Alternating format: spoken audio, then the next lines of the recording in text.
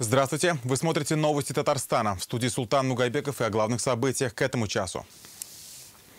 В Татарстане заболеваемость ОРВИ и гриппом превысила эпидемический порог на 82%. Из-за сложной ситуации в школах набережных Челнов завтра внеплановый выходной. А сегодня был сокращенный день, уроки по 30 минут. На разобщении по всей республике больше 300 классов, и цифра растет каждый день. Так было только в период пандемии коронавируса. Есть уже полностью закрытая школа. О масштабах эпидемии и о том, как борются с вирусами, Светлана Звонарева. Каждый учебный день у школьников начинается с измерения температуры на входе. Дальше каждый класс под руководством педагогов ставит свои барьеры вирусу. Челнинские первоклашки подготовились основательно. На столах и подоконнике тарелки с мелко нарезанным луком, а на шее амулет с чесноком. Я надеваю каждый день амулет.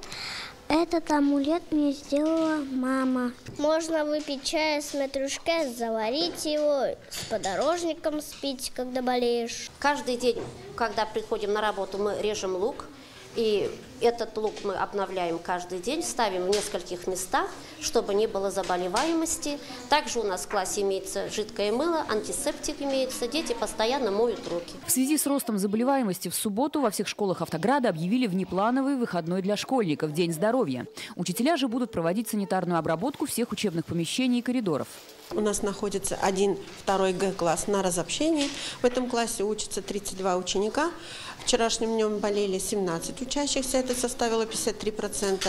И мы приказом директора, на основании приказа управления образования, этот класс решили до понедельника пока оставить на разобщение. Классы отправляются на разобщение, если заболевших ОРВИ и гриппом не меньше 20%. Только в Челнах таких 95 классов. В республике на разобщении 338 классов в 82 школах. Буквально вчера их было на 100 меньше. В Альметьевске полностью закрыта целая школа.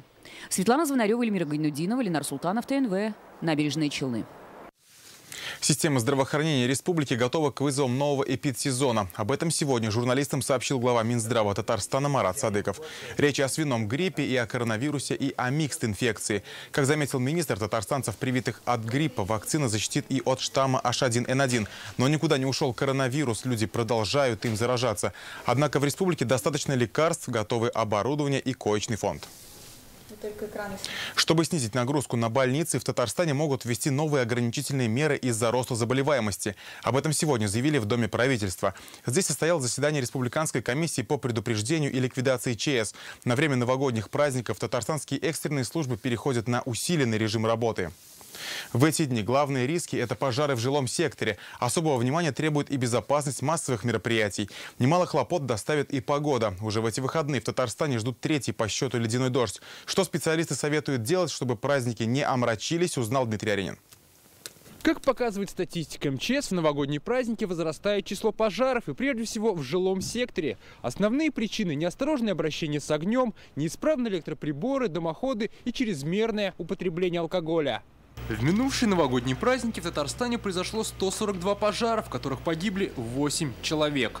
По вине лиц, находящихся в нетрезвом состоянии, произошло 17 пожаров, на которых погибло 8 человек и травмировано 10. То есть все погибшие находились в сильном алкогольном опьянении. Специалистов и жителей просят внимательно относиться к газовому оборудованию. С ним в этом году произошло 41 ЧП, погибли 9 человек. Возникновение таких печальных событий – это банально. Причина – элементарное несоблюдение правил эксплуатации газового оборудования, плюс плотно закрытые пластиковые окна и вентрешетки, отсутствие вентиляции фактически. Если стационарная система газоснабжения проверяет регулярно, то безопасная эксплуатация в быту емкости с сжиженным газом остается на совести их владельцев. С 19 декабря по 8 января в республике вводится особый противопожарный режим. Штрафы за нарушение правил будут увеличены в 2 раза. Пиротехнику можно будет использовать только в специально отведенных местах. Во время новогодних праздников правоохранители особое внимание уделят елочным городкам. Для безопасности людей здесь обязательно должны быть ограждения, исправное освещение и видеонаблюдение. Также на массовых мероприятиях поручено организовать охрану и пропускной режим. Для осуществления проверки граждан во время пропуска на территории проведения мероприятий должны быть установлены КПП-шатры или временная конструкция навеса с металлодетекторами и столами для проведения осмотровых мероприятий. Привлечены работники частных охранных организаций или другие работники с заключением временных контрактов. Задача для здравоохранения – обеспечить бесперебойную работу стационарных и амбулаторных медучреждений. Если будет отмечаться рост уровня заболеваний COVID-19, свиного гриппа или ОРВИ, предлагаю Управлению Федеральной службы по надзору в сфере защиты прав потребителей и благополучия человека по Республике Татарстан вводить дополнительные ограничения для того, чтобы избежать дополнительной нагрузки на медицинские учреждения. А уже в эти выходные в Татарстане снова ждут метель и в третий раз за последнее время ледяной дождь. Начиная с юго-западных районов снег, мокрый снег. Ночью и утром местами ожидается туман, днем метель и гололед. В воскресенье также плохие погодные условия, к сожалению, с сильными осадками в виде снега сначала, потом мокрого снега, потом ледяного дождя и даже дождя. Дорожникам, сетевикам и работникам коммунальных служб поручено держать ситуацию на контроле и оперативно устранять последствия возможных ЧП. Дмитрий Аринин, Лейсан Саитова, ТНВ, Казань. Каждый пятый из погибших в ДТП водителей в Татарстане был пьян. Всего с начала в республике погибли 120 водителей. Об этом сообщили на заседании правительственной комиссии по обеспечению безопасности дорожного движения. Его провел вице-премьер Шамиль Гафаров. 23 пешехода стали жертвами ДТП, потому что переходили дорогу в неположенном месте. На заседании обсудили и содержание дорог. Минтранс доложил, все контракты заключены, наготове более 1000 единиц дорожной техники. При этом обозначили проблему: для более стабильной работы необходимо заключать трехгодичные контракты. Сейчас это сделал только Альметьевский район. И уйдем с этой проблемы. Коллеги, в чем не получается? Почему? Еще раз. Шамиль Александрович, вы как раз сказали вот ключевое. Давайте соберемся, у меня решим эту проблему. Мы об этом года два уже говорим. Все цивилизованные, я Росавтодор давно уже работаю. Другие субъекты Российской Федерации потихоньку переходят. Точку в этом вопросе нужно поставить. Татарстану удалось сохранить устойчивость экономики, несмотря на трудности, связанные с санкциями. По различным показателям республика входит в тройку лидеров. Это и социально-экономическое положение, и инвестклимат, и качество жизни населения. Такую оценку сегодня дал глава Минфина России Антон Силуанов на совместной коллегии финансовых, налоговых и казначейских органов республики. Он каждый год лично приезжает на подведение итогов. Здесь же обсуждали будущее нацпроектов, доходы и расходы республики. Совещание провел Рустам Миниханов. К Новому году Татарстан подходит на мажорной ноте. Несмотря на санкции, доходы бюджета республики в 2022 году вырастут на 100 миллиардов рублей. Таким образом, доходы консолидированного бюджета достигнут 513 миллиардов. Однако положительная динамика не повод для успокоения, отметил президент. По данным налоговиков, убытки предприятий республики выросли на треть. Исполнение бюджета в текущем году проходило в сложных экономических условиях. Наши предприятия испытывают санкционное давление. Вынуждены работать под влиянием изменения курса рубля, цен на энергоресурсы и другие внешние факторы. Продолжаются перенастройки экономики. Компания налаживает новые логистику поставок продукции и комплектующих.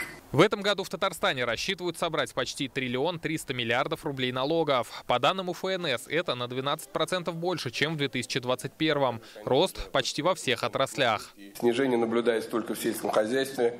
Но здесь абсолютно объективный фактор – это достаточно большое количество реализации сельскохозяйственными серьезных инвестиционных проектов. Все налоги в 2 раза в зоне роста, и этот фактор наряду с макроэкономическими показателями является индикатором способности татарстанской экономики эффективно работать в условиях беспримерных сложностей. В основном в казну республики поступают налоги на прибыль, на доходы физлиц, акцизы и налог на имущество организации. По объемам доходов республика занимает 4-е место в стране. При ожидаемом исполнении в целом на 513,2 налоговые и неналоговые доходы составят 420,5 миллиарда рублей. В бюджет республики поступит 359,7 миллиарда рублей. Оценка поступления в местные бюджеты составляет 60,8 миллиарда рублей.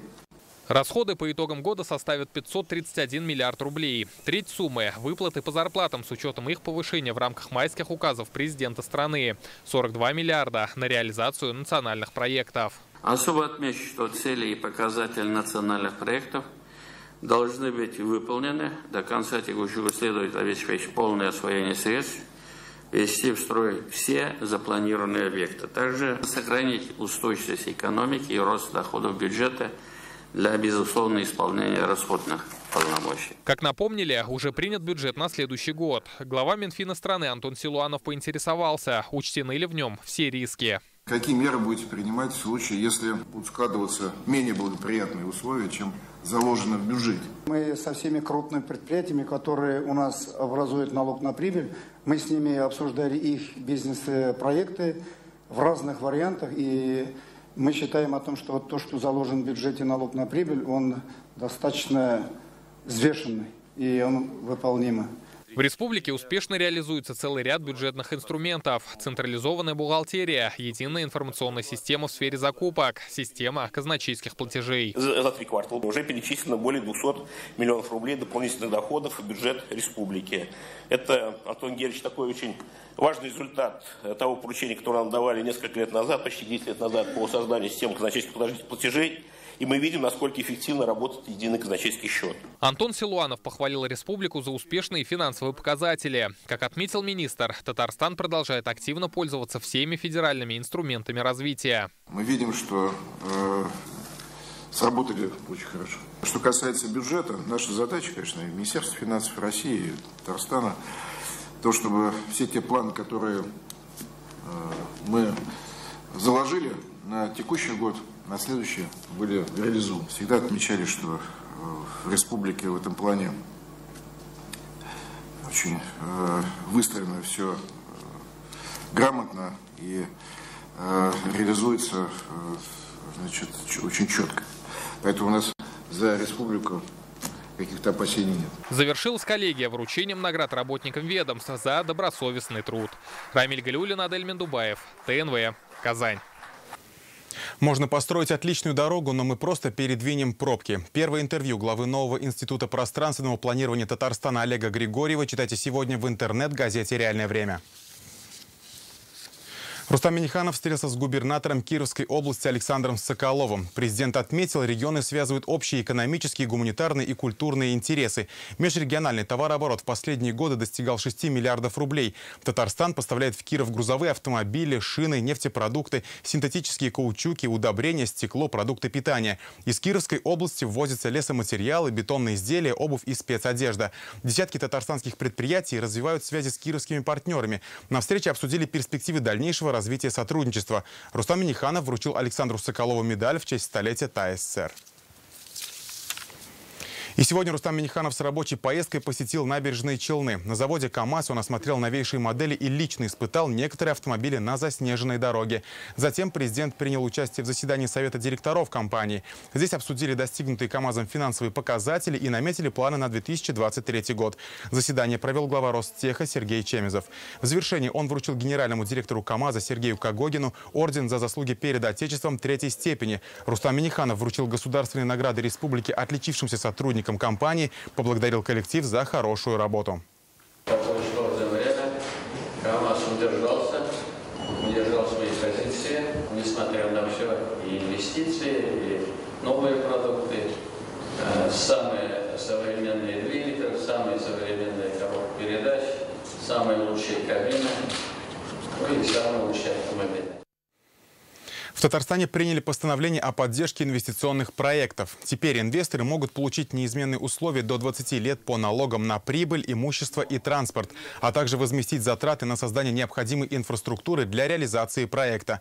Речь о прокладке дорог и коммуникаций, постройке общежитий, школ, детских садов и подготовке кадров. Сумма инвестиций должна быть не менее 200 миллионов рублей по региональным соглашениям и 750 миллионов по федеральным. Эти условия не распространяются на сферы игорного бизнеса, производства табачной и алкогольной продукции, добычу сырой нефти и природного газа.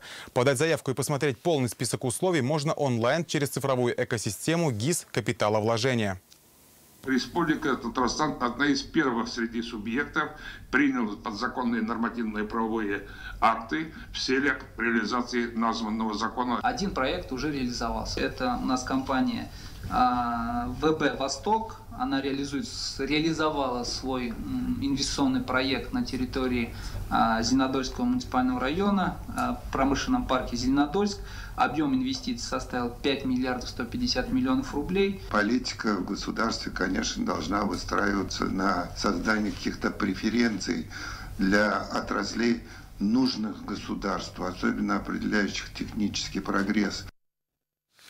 Повышение цифровой грамотности имеет приоритетное значение для республики, отметили на заседании Комитета по образованию, культуре, науке и национальным вопросам Госсовета Республики. Только в этом году учителям передали 12 тысяч ноутбуков. В целом система образования получила 90 тысяч компьютеров. Для школьников проводили специальные уроки безопасности в интернете. Старшеклассники с этого года могут бесплатно учиться программированию. Сегодня одна из главных проблем – дефицит кадров. Почти 200 учителей информатики прошли курсы повышения квалификации. Также на заседании обсудили законопроекты по сохранению и популяризации объектов культурного наследия и изучению татарского языка. 8 законов было принято. Это достаточно серьезное дело, требует хорошей подготовки, тщательного изучения предмета. Жизнь идет вперед, и мы должны успевать за этой жизнью. Для этого нужны современные, отвечающие духу времени законы. Вот этим мы старались заниматься. На будущий год у нас тоже хватает проблем. В частности, вот я сегодня озвучил, что проблема сертификации предметных учебников для татарских школ. Как объединиться исламским странам, чтобы их голос звучал громче? И что сейчас мешает сотрудничеству средств массовой информации мусульманских государств? Эти вопросы обсуждали в Москве в Международном информационном агентстве РИА Новости. Конференцию организовала группа стратегического видения «Россия. Исламский мир». Участники, а это представители медиасообщества, депутаты и общественники, пришли к выводу – нужно налаживать прямое взаимодействие между СМИ России и мусульманских стран. В интересах исламских стран слезть с западной информационной иглы – это весьма непросто, мы понимаем это, но готовы давать альтернативную точку зрения, честную, непредвзятую информацию о событиях в мире. Россию и исламский мир объединяют общие подходы к созданию справедливого многополярного мироустройства. Мы совместно продвигаем истинные интересы многостороннего сотрудничества и взаимодействия, в том числе в медиасфере. От машиносчетной станции и флешки размером с чемодан до IT-подразделений с петабайтом информации. В этом году IT-блок Татнефти отметил 70-летие. О том, как шло становление цифровизации предприятия, расскажем далее. Первые персональные компьютеры, средства связи, редкие фотографии. Вся эволюция IT-блока Татнефти на специальной выставке. В этом году информационным технологиям в компании исполнилось 70 лет. Здесь те, кто стоял у истоков развития вычислительной техники республики и в целом страны. Я горжусь, что я являюсь работником связи. Вот эти новшества, которые мы предлагаем в настоящее время, очень важны для государства, очень важны для людей. Самые искренние слова поздравлений. На лицах улыбки, в руках заслуженные награды. Десятки ветеранов отрасли удостоились государственных наград. Мы все понимаем, что важно и все, и код, и железо, и программные продукты.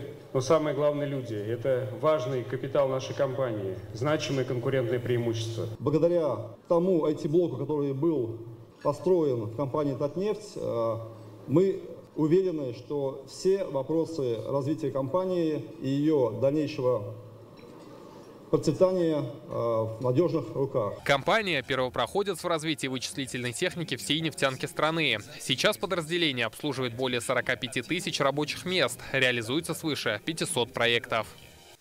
50 золотых, 45 серебряных и 28 бронзовых медалей. Такие результаты показала сборная Татарстана по профессиональному мастерству в национальном чемпионате Обилимпикс. Республика заняла второе общекомандное место, уступив лишь Москве. Обилимпикс – чемпионат для людей с ограниченными возможностями здоровья. Здесь они показывают свое мастерство в 40 различных компетенциях. Росписи по шелку, ландшафту, столярном деле. Честь нашей республики в этом году защищали более 300 человек. С ними познакомилась Алена Струминская. Алексею Семенову 33 года. Он с детства не слышит, но это не мешает мужчине жить полной жизнью. Много лет работал шиномонтажником. В этом году перевернул свою жизнь, стал индивидуальным предпринимателем. Теперь у Алексея свое производство мебели. Все благодаря победе в национальном чемпионате Обилимпикс. Многие глухие мне стали советовать принять участие в Обилимпиксе. Решил попробовать, списался с переводчиками, с организаторами и начал принимать участие. Сначала занял первое место в городе Казань, потом попал в национальный чемпионат в Москву. А это подтолкнуло меня на создание бизнеса на пользу себе. Обилимпикс действительно помогает людям с ограниченными возможностями здоровья найти себя и свое дело. На уникальном чемпионате представлено 40 компетенций: промышленная робототехника, парикмахерское искусство, ландшафт, роспись по шелку. В финале в Москве Татарстан представила большая и дружная команда, порядка 300 человек. Это вторая по количеству делегация в стране. Особенно мне понравилась реакция жителей Москвы, которые, когда видели, как толпа зеленых человечков идет по улице, они смеялись, некоторые ругались, но у всех были положительные эмоции. Зеленых человечков с каждым годом становится все больше. В разные годы в Обилимпиксе участвовали около 1000 татарстанцев. Сегодня впечатлениями и предложениями поделились с вице-премьером Лейлой Фазлеевой. У меня есть также пожелание, чтобы во время проведения чемпионатов было больше творческих компетенций. Говорили о новых компетенциях, о том, как монетизировать навыки, приобретенные на Обилимпиксе, о нехватке сурдопереводчиков. Главное предложение – создать движение Обилимпикс в республике. По итогам состоявшегося вчера совете при президенте Республики Татарстан по делам инвалидов мы обсудили ряд вопросов, которые сегодня тоже задавали. И это еще раз подтверждает как важность вопросов, так и важность чемпионата. Но это великолепное мероприятие. В этом году республика заняла 2-е место в общекомандном зачете Обилимпикса. Татарстанцы завоевали 50 золотых, 45 серебряных и 28 бронзовых медалей. Алена Струминская, Рамзиль Гарипов, ТНВ, Казань. Сегодня в Казанской пирамиде наградили победителей конкурса «Эко-лидер». На этот раз его приурочили к 30-летию Минэкологии Республики. Кубки, дипломы и денежные сертификаты получили десятки людей, внесших свой вклад в сохранение природы Татарстана. Это общественники, журналисты, сотрудники органов местного самоуправления, предприятия и экологические объединения. Абсолютным эко-лидером в этом году стала топливно-энергетическая компания «Татри-Тэк-нефть». В номинации «Лучший телесюжет» наградили и наших коллег. Призовое место у Алии Хайрудиновой, корреспондента программы «Новости Татарстана». Осуществляем контроль за состоянием атмосферного воздуха, воды, водоемов, контроль за состоянием почвы, то есть все, что окружает человека. Вся наша деятельность, она связана с охраной здоровья и жизни наших граждан. Я всю жизнь писала статьи, поднимала экологическую тематику по нашему району. И это, по-видимому, приняли на ура здесь.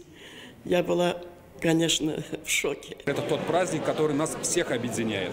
Это и школьники, и педагоги, это ученые, это промышленные предприятия. Мы сегодня получили тот результат, благодаря которому нам доверяют пилотные проекты Российской Федерации. Сегодня инспекторам Минэкологии передали ключи от 20 новых автомобилей «Нива» и «УАЗ». Это подарок на 30-летие от президента Татарстана. Ключи вручил первый заместитель премьер-министра республики Рустам Нигматуллин. Вопросы экологии, вопросы надзора за соблюдением экологического законодательства неизменно остаются в топе. Данная техника позволит вам более оперативно, эффективно выполнять свои обязанности. В Нижнекамске прошел республиканский экофестиваль школьников «Природа и мы». Около 300 ребят из 23 районов Татарстана подготовили проекты, творческие работы и исследования в области экологии и защиты окружающей среды. Сегодня объявили победителей. На фестивале организовали мастер-классы, один из которых провела компания «Сибур» в рамках программы «Формула хороших дел». В мастерской ресайклинга побывала и Гульнара Миниханова. Все эти ребята сегодня победители. Они провели исследования по защите окружающей среды. Экофестиваль «Природа и мы» проходит в Нижнекамске в 11-й раз. Его организует детский эколого-биологический центр. В этом году в нашем республиканском фестивале в заочном и очном этапе приняли около 300 участников из 23 муниципальных районов Республики Татарстан. В рамках сегодняшнего нашего фестиваля мы также для участников провели творческие мастер-классы. Участники фестиваля пришли на мастер-класс с пластиковыми крышками. Их они собирали для вторичной переработки. Здесь на базе детского центра в этом году появилась необычная мастерская с уникальным оборудованием. Оно измельчает, а затем переплавляет пластиковые изделия. Мастерская ресайклинга является первой в Татарстане. Таких у нас больше нет. Она открыта благодаря фонду поддержки Сибура. Формула хороших дел. Сейчас тема вторичной переработки очень популярна, и все больше и больше не только взрослых взрослых, но и детей уже задумываются об, так скажем, переработке и сохранении нашей планеты. Детям рассказали о вторичной переработке мусора, о существующих типах отходов и что с ними нужно делать. Подробнее говорили о способах переработки пластика. Сегодня узнали о переработке, больше информации, сколько что перерабатывается и сколько можно раз. То есть, когда то, что можно сдавать на переработку, это будет гораздо лучше и полезнее. Организаторы уверены, такие фестивали воспитывают у детей бережное отношение к окружающему миру и культуру разумного потребления. Гульнара Миниханова, Александр Лихачев, ТНВ, Нижнекамск. Сегодня в Казанском культурном центре «Сайдаш» сняли видеоверсии спектаклей двух победителей регионального этапа фестиваля «Театральное Приволжье». Первая постановка «Волшебные сны Апуша» о творчестве татарского поэта Габдуллы Тукая. По сюжету маленький Апуш встретит домового, Водяную и Шурале. Все роли исполнили воспитанники детской театральной студии «Апуш» Казани. Второй спектакль-мюзикл «Будем жить» посвящен участникам и ликвидаторам аварии на Чернобыльской АЭС. Его поставил Менделеевский народный театр имени Ашрафа Ахунова. Представлять Татарстан эти спектакли будут в окружном этапе конкурса. Он пройдет дистанционно в начале следующего года. Это были все новости к этому часу. Я с вами прощаюсь. До встречи.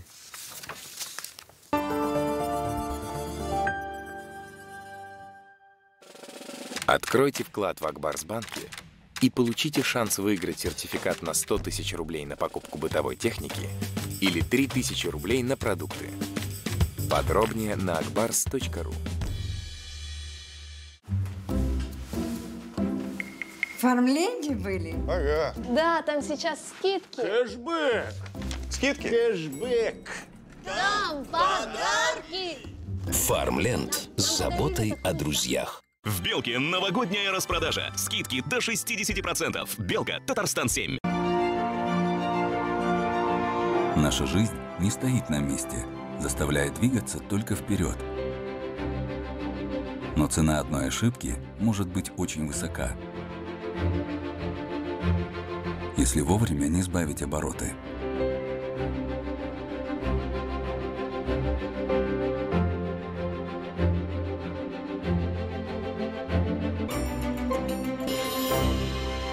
Центр интегративной психотерапии «Эра». Профессиональная наркология. Анонимно. Круглосуточно. Улица Закиева, 4. Телефон 265 99 11.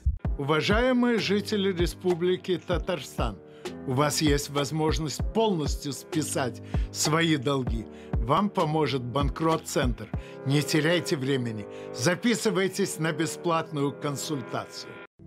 17 декабря в 18:30 в Государственном большом концертном зале имени Салиха Сайдашева состоится авторский концерт композитора Эльмира Низамова. Музыку композитора исполнит Казанский камерный оркестр «Ля Примавера». Плати только за качество. Томаты в собственном соку «Большая грядка» 87,90. Колбаса краковская «Совнарком» 179,90.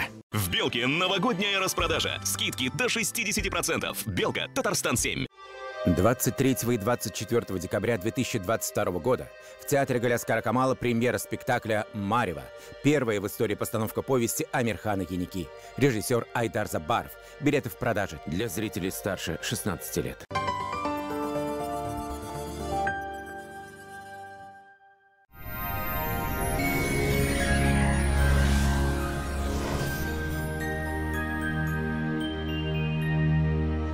Здравствуйте. В предстоящие сутки снег в республике продолжится. Что еще прогнозируют нам синоптики, узнаем совсем скоро.